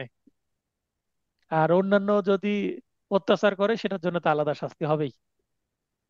345, মুক্তির জন্য রিট ইস্যু করা সত্ত্বেও অবরোধের শাস্তি। রিট বোঝেন বাসেদ ভাই? জি স্যার, এটা রিট হচ্ছে সরকারের কোনো অধ্যাদেশের বিরুদ্ধে কোনো জনগণ যদি প্রতিকার চায় তাহলে সেটা রিট বলা হয়। না, এখানে রিট আপনার 103 অনুচ্ছেদ, সংবিধানের 103 সংবিধান আশা করি সবার, প্রতিটা স্টুডেন্টের বাসায় আছে। রিট সম্পর্কে আরো ডিটেলস আছে, কিন্তু সংবিধানে বেসিক্স দেওয়া আছে রিটের। 102 অনুচ্ছেদ, মানে আর্টিকেল 102। এখানে বলা হচ্ছে হাইকোর্টে রিট করার এখতিয়ার আছে, মানে হাইকোর্ট রিট পিটিশন শুনবেন এবং সেটা এন্টারটেন করবেন বা সেটার আদেশ দিবেন। তো রিট বিভিন্ন প্রকার হয়, তো এখানে যে রিটের কথা বলা হচ্ছে writ of habeas corpus. Habeas corpus মানে হচ্ছে একজন মানুষ হারিয়ে গেছে, বা ধরে নেওয়া হচ্ছে তাকে কোথাও বন্দি করে রাখা হয়েছে। তো এই রিট পিটিশন যদি করা হয় যে এই যাকে আটকে রাখা হয়েছে তাকে কি করা হোক, বের করে দেওয়া হোক, এই রিট ইস্যু করার পরেও যদি তাকে বের করে না দেয়, তাহলে এখানে বলা হচ্ছে অন্য ধারার শাস্তির সাথে অতিরিক্ত 2 বছর হবে। এখন মনে করেন অন্য ধারায় কি আছে, যেমন 141-এর সাথে 145 যুক্ত হতে পারে, তারপরে 142-এর সাথে যুক্ত হতে পারে, বা 144-এর সাথে।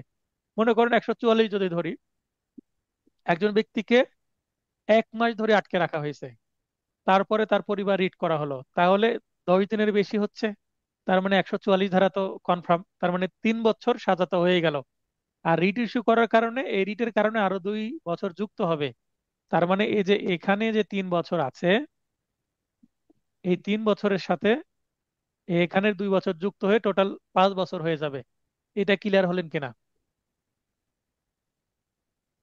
বাসেদ ভাই? জি স্যার, বুঝতে পেরেছি। মানে এই অন্যরা দুইটা ক্লিয়ার মিলে হয়েছেন? টোটাল শাস্তিটা দেওয়া হবে আর কি। হ্যাঁ, এখানে দুইটা মিলে 45 টোটাল ধারা শাস্তি বলছে 5 বছর হবে। এখানে অন্য ধারার সাথে যুক্ত হবে। এখন যদি মনে করেন যে যেদিনকে হারিয়ে গেছে তার পরের দিনই যদি রিট করা হয়, তার মানে 2 দিন আটকে ছিল, তাহলে 2 দিন আটকে রাখলে তো 1 বছর হবে। এই 1 বছরের সাথে 2 বছর যুক্ত হয়ে 3 বছর হবে। 3 দিন আটকানোর পর যদি রিট করা হয় তাহলে এই 2 বছরের সাথে এই 2 বছর যুক্ত হয়ে 4 বছর হবে। আর 10 বা তার বেশি দিন আটকে রাখার পর যদি রিট ইস্যু করা হয়, তাহলে এই 3 বছরের সাথে 2 বছর যুক্ত হয়ে 5 বছর হয়ে যাবে। এটা বলা হচ্ছে। 346, গোপন স্থানে অবৈধ অবরোধের শাস্তি, অর্থাৎ সাধারণ স্থানে, যা এমন স্থানে রাখলো সাধারণভাবে তাকে খুঁজে পাওয়াটা টাফ হয়ে যাবে, তার মানে গোপন জায়গায় কিডন্যাপ করে নিয়ে গেলে সাধারণত গোপন জায়গায় রাখা হয়। তাহলে এখানে অতিরিক্ত 2 বছর অন্য ধারার সাথে। তার মানে এখানে কতদিন আটকে রেখেছে সেটা বিবেচনা করে এই সেকশনগুলো নির্বাচন করতে হবে। 1, 2, 3 দিন, মানে 1, 2 দিনের জন্য 342, 3 দিন থেকে 9 দিনের জন্য 343, তারপরে 10 দিন থেকে আনলিমিটেড দিনের জন্য 344 ধারা, আর তারপরে 345, 346 হচ্ছে গোপন স্থানে রাখলে এই অন্য ধারার সাথে 2 বছর যুক্ত হবে। এটা বলা হচ্ছে। 347, বলপূর্বক আদায়, এক্সটর্টিং। এর আগে আমরা দেখলাম 339, সরি 329, 31, 32 এগুলোতে এক্সটর্শনের বিষয়, বা অবৈধ কাজে বাধ্য করতে অবরোধের শাস্তি। তো এর আগে ছিল জোর করে কোনো কাজ করে নিবে, অথবা আঘাত করবে, অথবা কোনো কিছু ছিনিয়ে নিবে, বলপূর্বক আদায় করবে, এক্সটর্শন করবে। উদ্দেশ্য ছিল এক্সটর্শন বা কোনো জোর করে কাজ করে নেওয়া, অবৈধ কাজ। রাজি হচ্ছে না, এর আগে দেখলাম আঘাত করছিল, এবার রাজি হচ্ছে না, কি করবে? আটকে রাখবে। বাসেদ ভাই বুঝতে পারলেন ওই আগের সেকশনের সাথে এই সেকশনের পার্থক্য? হ্যাঁ বাসেদ ভাই, জি স্যার। এর আগের সেকশনে আমরা দেখলাম এক্সটর্শন অথবা অবৈধ কাজে বাধ্য করার জন্য গুরুতর আঘাত করলো, এবার গুরুতর আঘাত না করে অবৈধভাবে অবরোধ করে রাখছে, সেক্ষেত্রে 347-এ শাস্তি হবে 3 বছর। তার মানে উদ্দেশ্য ছিল কোনো কিছু ছিনিয়ে নেওয়া বা কোনো এমন কাজ করে নিবে যেটা অবৈধ কাজ, কাজ করতে রাজি হচ্ছে না, তার মানে তাকে আটকে রাখছে। ক্লিয়ার? জি জি জি, অবশ্যই। 347, স্বীকারোক্তি আদায়, সেখানেও কিন্তু ছিল এটা, স্বীকারোক্তি আদায় অথবা সম্পত্তি প্রত্যর্পণে একটা আহ সম্পত্তি লিখে নিবে, জোর করে লিখে দিচ্ছে না, শাস্তি সেখানেও ছিল, সেখানে আঘাত করছিল, এখানে অবরোধ করছে, এখানেও 3 বছর। আর কয়েকটি সেকশন তাহলে হয়ে যাবে। আমরা পড়ছি ষোড়শ অধ্যায়, মানব শরীরের বিরুদ্ধে অপরাধ, 349 থেকে 358 পড়লে শেষ হয়ে যাবে। এখানে আছে অপরাধমূলক বল প্রয়োগ ও আক্রমণ, criminal force and assault. Force মানে বল প্রয়োগ, এটা আমরা সায়েন্সেও পড়েছি, ফিজিক্সে। আর অ্যাসল্ট, অ্যাসল্ট শব্দটা আমরা এখানে পড়ছি, অ্যাসল্ট মানে আক্রমণ করা। তা আক্রমণ আর আঘাতের মধ্যে আবার একটু পার্থক্য আছে, আমরা আজকে দেখব। আমরা আক্রমণ মানে মারামারি বোঝাই, মারামারি দ্বারা আক্রমণ, তারপরে আঘাত করে, এগুলোকে আমরা গুলিয়ে ফেলি একই মনে করি, কিন্তু পেনাল কোডে একটু পার্থক্য আছে। 349, এর আগে দেখেন অদ্ভুত মিল আছে। 339-এ নতুন একটা অপরাধ শুরু হলো, অবৈধ বাধা। এরপরে এসে আবার 349 একটা নতুন অপরাধ শুরু হলো, সেটা হচ্ছে বল প্রয়োগ বা ফোর্স। এইভাবে মনে রাখতে হবে। আমি পেনাল কোডের শেষের দিকে কিন্তু আবার কিছু টিপস আছে, এক নজরে পেনাল কোড বলে, যেটা এই 2025 সালের এই ভার্সনে আপনাদের যে নোটটা দিব এটাতেই যুক্ত করা হয়েছে। কিছু টিপস আছে এক নজরে পুরো আইনটাকে খুব ভালোভাবে বোঝার জন্য। তো এখানে দেখবেন যে এই ধরনের কিছু সেকশন আছে। 39-এ একটা নতুন আইন শুরু হলো, 49-এ আরেকটা নতুন আইন শুরু হলো। তার মানে কোন সেকশনে কি আছে এটা মনে রাখার জন্য এটা মনে রাখা জরুরি, যে কোন সেকশনে কোন অপরাধ এবং সেই অপরাধের শাস্তি কত কত ধারায়। শাস্তির পরিমাণটা মনে না না রাখা গেলেও ধারা মনে রাখলেও অনেক সময় ভালো নম্বর পাওয়া সম্ভব, বিশেষ করে রিটেনে। আর এমসিকিউ এ ধারাভিত্তিক প্রশ্ন আসলে তো পারবেন। সংজ্ঞায় বলা হচ্ছে কোনো ব্যক্তি কি করবে, দৈহিক শক্তিতে মানে শরীরের শক্তিতে বা বস্তুর মাধ্যমে, কোনো লাঠি বা হকি স্টিক বা কোনো লোহার পাইপ, যে কোনো বস্তু বা পশুর মাধ্যমে, কোনো গরু, কোনো মহিষ, কুকুর, ছাগল, ভেড়া, ঘোড়া, এই ধরনের কোনো পশুর মাধ্যমে, বা কোনো সাপও এখানে পশুর হিসাবে ধরতে হবে। একটা প্রাণী যেহেতু সাপ, কারো পোষা সাপ আছে, এই সাপ দিয়ে কাউকে ছোবলের চেষ্টা করা হলো, দংশনের চেষ্টা করা হলো, সেটাও কিন্তু একটা কি অপরাধ হবে, এবং এই সাপটা এখানে অস্ত্র হিসাবে ইউজ হবে। অপর কোনো ব্যক্তিকে গতিশীল করে বা গতির পরিবর্তন করে তবে সে বল প্রয়োগ করেছে মর্মে গণ্য হবে। ফিজিক্সে আমরা যেটা পড়েছিলাম, নিউটনের প্রথম সূত্র আছে, আর যারা সায়েন্স পড়েনি তারাও জানি কম বেশি সাধারণ বিজ্ঞান থেকে। নিউটনের প্রথম সূত্র জড়তার সূত্র বলা হয়, যে বাইরে থেকে যদি কোনো বল প্রয়োগ না করা হয় তাহলে কোনো স্থির বস্তু সারা জীবন স্থির থাকবে, এবং কোনো গতিশীল বস্তুকে যদি বাইরে থেকে বল প্রয়োগ করা না হয় তাহলে সারা জীবন সেই গতিশীল বস্তু সমগতিতে চলতেই থাকবে। এটা হচ্ছে নিউটনের প্রথম সূত্র। তো এখানে নিউটনের প্রথম সূত্রের কথা মনে পড়ে গেল। মনে করেন একটা মানুষ এক জায়গায় বসে আছে বা দাঁড়িয়ে আছে, তাকে ধাক্কা দিলাম, তার মানে সে স্থির থেকে গতিশীল হয়ে গেল, সামনে পড়ে গেল। বা একজন ব্যক্তি দৌড়াচ্ছে বা হাঁটছে, তার সামনে বাধা সৃষ্টি করলাম, বা সে দৌড়ানো অবস্থায় পেছন থেকে ধাক্কা দিয়ে তাকে ফেলে দিলাম, তার মানে গতির পরিবর্তন হলো, হয় গতি বেড়ে গেল অথবা সে থেমে গেল। তো এগুলো করলে এটাকে বল প্রয়োগ বলা হবে। 350-এ অপরাধমূলক বল প্রয়োগ, তাহলে উপরে জাস্ট বল প্রয়োগ, সেটা হচ্ছে ফিজিক্সের বিজ্ঞানের আমরা ধারণা পেলাম। এবার শুধু বল প্রয়োগ করলে হবে না, অপরাধমূলক বল প্রয়োগ করতে হবে। ক্রিমিনাল ফোর্স কোনটা সেটা আমরা দেখব। এই যে ইচ্ছাকৃতভাবে বল প্রয়োগ করাকে অপরাধমূলক বল প্রয়োগ করলো, তার মানে উপরে যদি কেউ এই যে উপরে বল প্রয়োগ করে তাহলে সেটা অপরাধ হবে না। যদি ইচ্ছাকৃতভাবে মানে ইন্টেনশনালি যদি করা হয়, ভলেন্টারিলি যদি করা হয়, তাহলেই সেটা বল প্রয়োগ এবং অপরাধমূলক বল প্রয়োগ হবে। উদাহরণ দিয়ে দিই তাহলে বুঝতে পারবেন। নদীতে নোঙর করা নৌকার বাঁধন খুলে দেওয়া। মনে করেন একটা নদীতে স্রোত নিশ্চয় আছে, সেখানে নৌকা অ্যাঙ্কর করে রাখা আছে, মানে দড়ি দিয়ে বাঁধা আছে একটা দড়ির কোনো খুঁটির সাথে। তো এই যদি দড়িটা খুলে দেওয়া হয় তাহলে নৌকাটা ভেসে চলে যাবে। তার মানে স্থির একটা নৌকাকে কি করে দেওয়া হলো, প্রভাবিত করে দেওয়া হলো। তাহলে কোনো ব্যক্তি যদি এই কাজটা করে তাহলে সে বল প্রয়োগ করলো কার বিরুদ্ধে, ওই নৌকার বিরুদ্ধে। তাহলে নৌকার বিরুদ্ধে বল প্রয়োগ করলে কি হবে, নৌকাটা ভেসে চলে যাবে। তাহলে মানে নৌকার মালিকের ক্ষতি হবে। এই কারণে এটা কি হবে, একটা এ ধারার অপরাধ হবে। ঘোড়াকে চাবুক আঘাত করে ঘোড়ার গাড়ির গতি বৃদ্ধিকরণ। একটা ঘোড়ার গাড়ি যাচ্ছে, এখন খুব একটা ঘোড়ার গাড়ি দেখা যায় না, তবে পয়লা বৈশাখে দেখা যায় মাঝে মধ্যে আমাদের রাজশাহীতেও। পয়লা বৈশাখে ঘোড়ার গাড়িতে চড়ার জন্য একটা ভালো অঙ্কের টাকা খরচ করলে সারাদিন ঘুরে এনে বেড়ানো যায়। অবশ্যই এটা একটা মজা এবং ট্র্যাডিশনের বিষয়। তো মনে করেন ঘোড়ার গাড়ি নিয়ে একজন যাচ্ছে, এখন কেউ যদি ঘোড়াকে আঘাত করে বা চাবুক দিয়ে মারে, তাহলে ঘোড়াটা কি যে গতিতে যাচ্ছিল আরো দ্রুত গতিতে যাবে। তাহলে গতি বৃদ্ধি করা, তার মানে বল প্রয়োগ করা, এবং ইচ্ছাকৃতভাবে করলে সেটাই। পালকির খুঁটি ধরে তা থামানো। আমরা পড়ছি 1860 সালের আইন। ওই সময় পালকি একটা যানবাহন ছিল, বাসুদ ভাই বুঝতে পারছেন? জি স্যার, জি। এই এই সময় কারণে এই কারণে এই বিয়ের ধরনের উদাহরণ বিয়ের আছে। ক্ষেত্রে আর কি পালকি ব্যবহার করা হতো। তো এখনকার আইন হলে এগুলো উদাহরণ থাকবে না। পালকি এখন জাদুঘরে চলে গেছে। তো মনে করেন যে পালকিতে নিয়ে যাচ্ছে, বিশেষ করে বিয়ের সময় হতো, অথবা যারা সম্ভ্রান্ত পরিবারের, বিশেষ করে যারা নারী পুরুষ, না নারী পুরুষ জমিদার এবং টাইপের পুরুষ, লোক ছিল আর কি। জমিদার টাইপের লোক, তারা কিন্তু এভাবে পালকিতে গেছে। আর যেহেতু রাস্তাঘাট খারাপ ছিল, মাটি, কাদা মাটি যুক্ত, তখন পালকিতে গেছে। তারপরে শালীনতার জন্য মুসলমান সম্ভ্রান্ত পরিবারের লোকজনও কিন্তু মহিলাদের পালকিতে করে নিয়ে গেছে। বিশেষ করে মহিলারা রাত্রে চলাফেরা করতে আগে, ওই সময়কার আইন এটা। তো পালকি করে নিয়ে যাচ্ছে, এখন পালকির একটা খুঁটি ধরে যদি কেউ থামিয়ে দেয়, তাহলে গতিশীল পালকিকে থামিয়ে দেওয়া হলো, এটাও কিন্তু কি একটা এ ধারার অপরাধ। ওই সময়কার চিন্তা করে এগুলো কিন্তু তৈরি করেছে।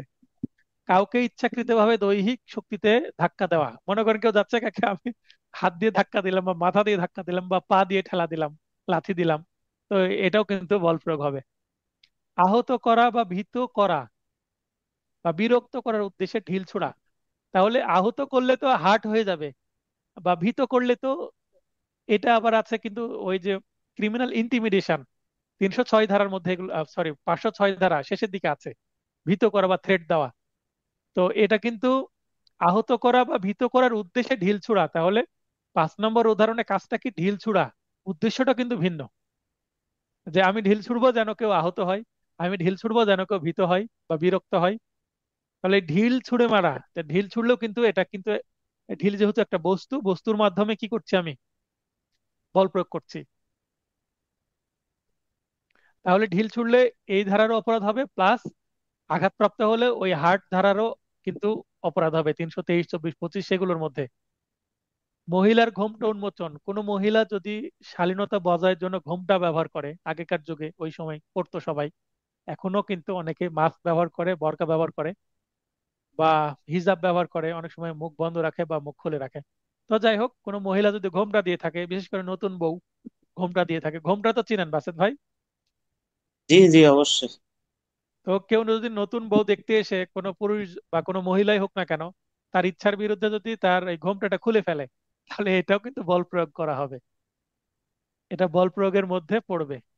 গোসলের পানিতে গরম পানি ঢালা, দেখেন একটা অদ্ভুত উদাহরণ।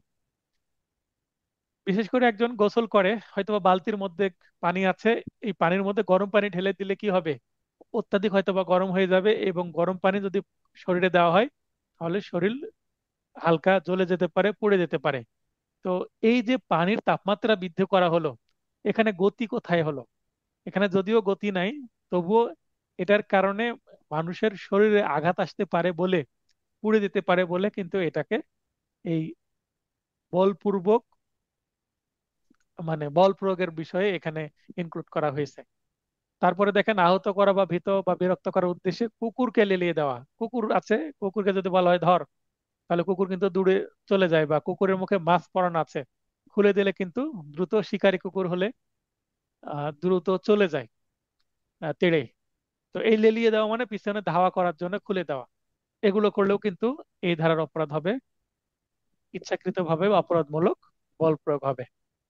তো এই উদাহরণগুলো থেকেও কিন্তু প্রশ্ন আসে উদাহরণ তুলে দিয়ে বলা হয় কত ধারার অপরাধ, তখন ধারা মনে রাখতে হয় বা কি অপরাধ, অপরাধের নাম মনে রাখতে হয়।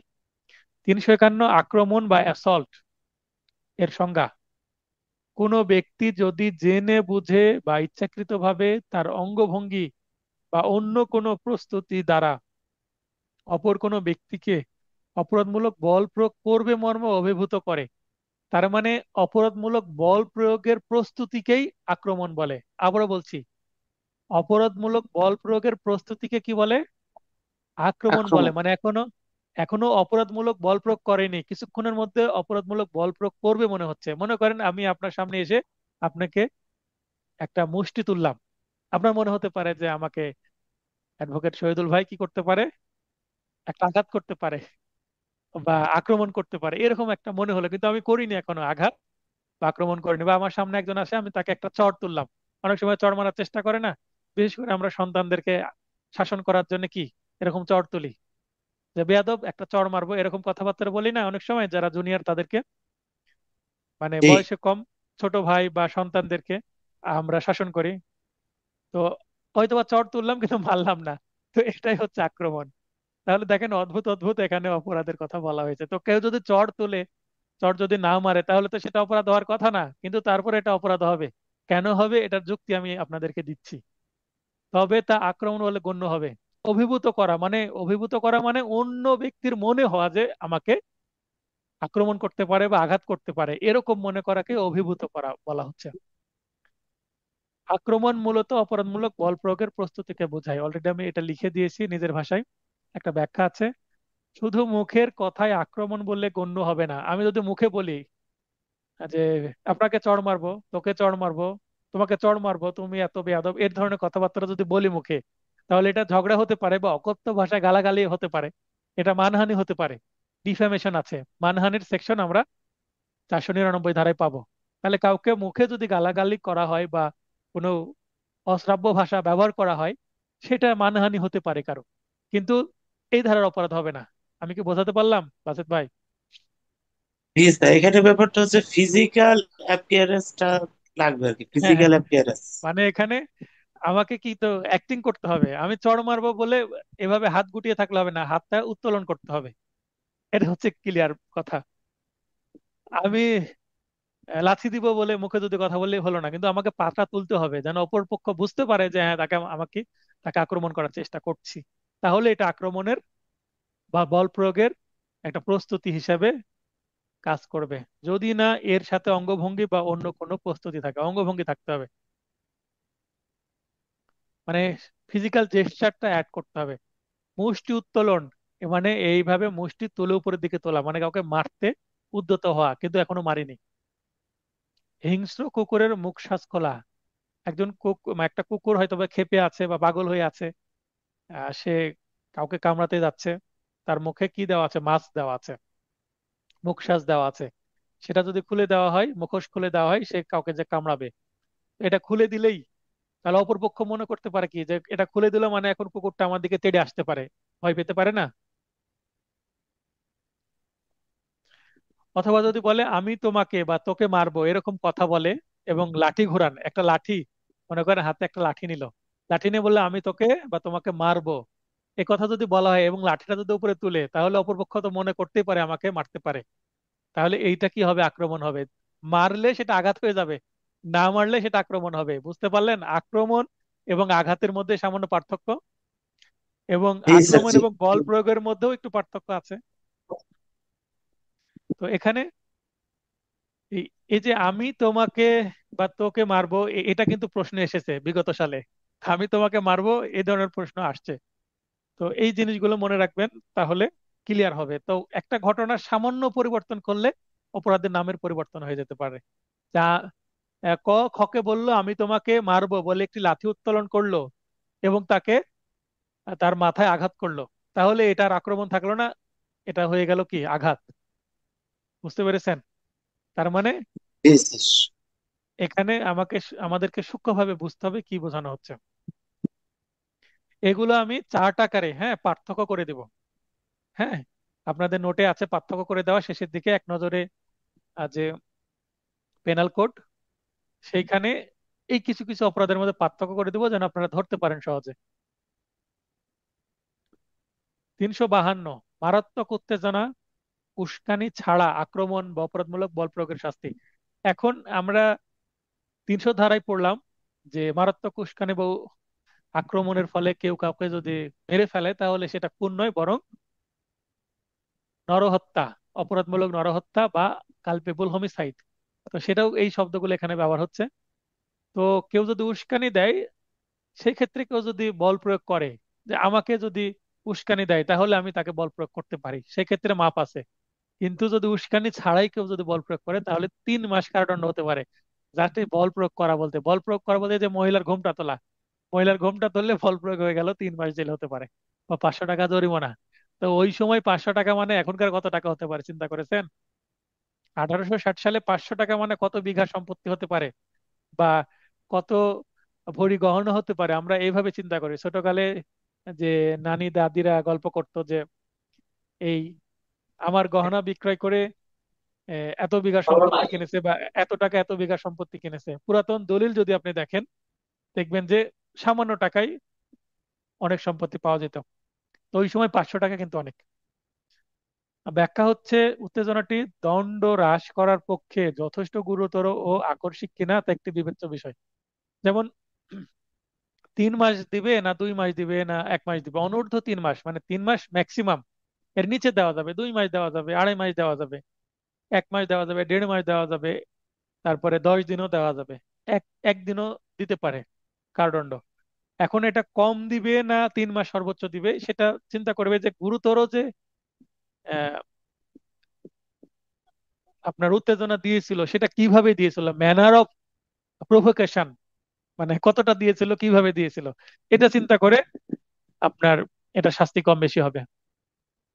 353, সরকারি কর্মচারীকে কর্তব্যে বাধা দানের উদ্দেশ্যে আক্রমণ বা অপরাধমূলক বল প্রয়োগ। এখান থেকে প্রশ্ন আসে, গুরুত্বপূর্ণ সেকশন এটা, অনূর্ধ্ব 3 বছর। 354তে প্রচুর আমরা প্রশ্ন মানে মামলা করি। আমি যে গত বৃহস্পতিবারে জামিন করালাম বললাম, সেখানে 354 ধারা ছিল।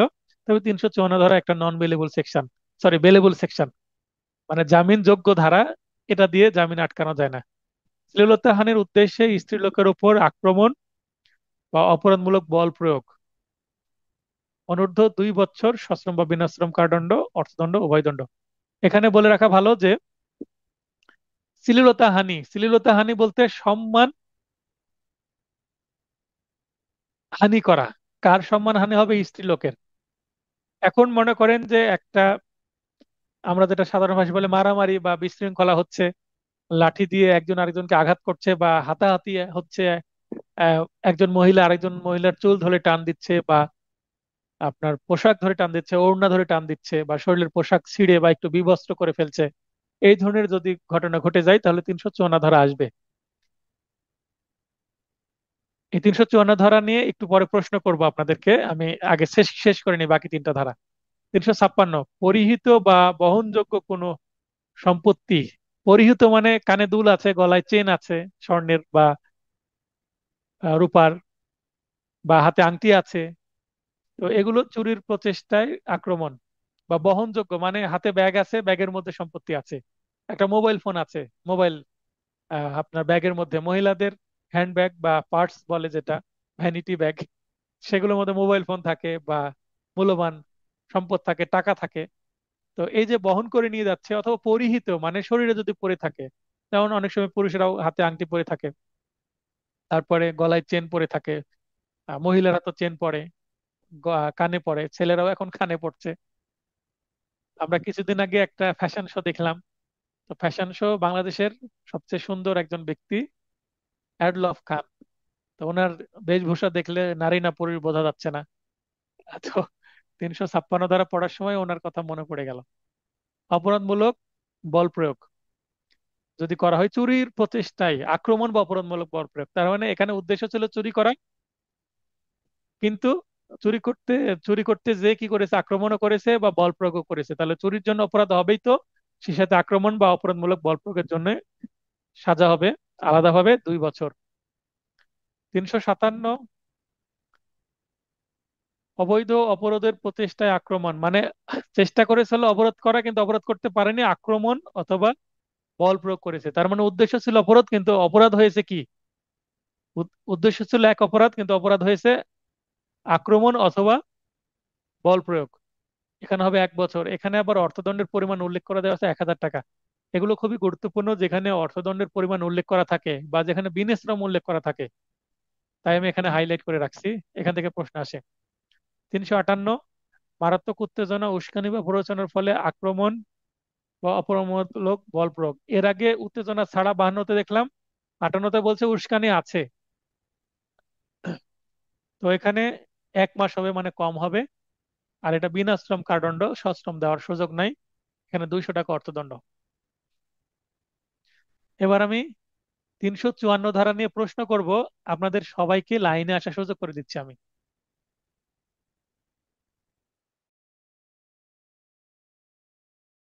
আচ্ছা, একটা বিপ ছোট শব্দ হলে এর অর্থ হচ্ছে এখন কারো হাত উত্তোলন করা লাগবে না, যে কেউ চাইলে নিজের মাইকটা অন করে কথা বলতে পারবেন। আগে প্রশ্নটা শোনেন, প্রশ্নটা কি? 354 ধারায় যে অপরাধ করে তাকে বলে অ্যাকিউজড বা অপরাধী বা অভিযুক্ত ব্যক্তি বা আসামি। আবারও বলছি, যে অপরাধ করে বা যার বিরুদ্ধে মামলা করা হয়, ক্রিমিনাল মামলা, তাকে আসামি বলা হয় বা অভিযুক্ত ব্যক্তি বলা হয় বা অ্যাকিউজড পার্সন, ইংরেজিতে অ্যাকিউজড। তো এই, আর যার বিরুদ্ধে অপরাধটা করা হয় মানে যে ক্ষতিগ্রস্ত হয়, যে সাফার করে, তাকে ভুক্তভোগী বলা হয় বা ভিকটিম বলা হয়। এটা বোঝেন কিনা? মানে অ্যাকিউজড কে এবং ভিকটিম কে, এই বিষয়টা বোঝেন কিনা? দেওয়ান সোহেল ভাই বলেন, এটা বোঝেন? স্বপ্ন আপু বলেন। ভিকটিম বলতে হ্যাঁ, স্বপ্ন একটু আপু বলেন বিস্তারিত যে বলতে যে ভিকটিম, আহ, ভিকটিম এবং অ্যাকিউজড বাদী এটা আমি যিনি, হ্যাঁ এখানে মনে জি করেন আর যে, বাদী। হ্যাঁ মনে করেন যে আপনি রাস্তায় চলাফেরা করছেন, জি, একটা ছেলে আপনার গলার চেনটা ছিনে নিল। এবার এখানে ভিকটিম কে, আপনি না ওই ছেলে?